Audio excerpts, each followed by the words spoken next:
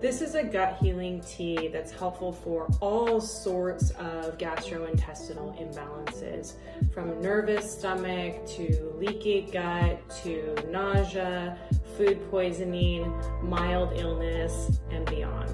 First, we have catnip for stress-induced gastrointestinal distress, nervous stomach, IBS, nervous diarrhea, constipation, and it's also great for kids. Next, we have plantain leaf. So this is fantastic for irritation or inflammation of the GI tract.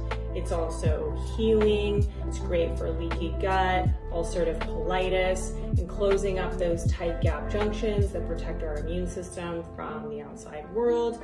It's considered a vulnerary, which is a wound healer, an emollient, and a demulcent, which means it's slippery and slimy and healing. Then we have sage. So sage is wonderful for bacterial or viral infections. Sage is also a carminative. It's great for gas and nausea and gurgling stomachs and diarrhea.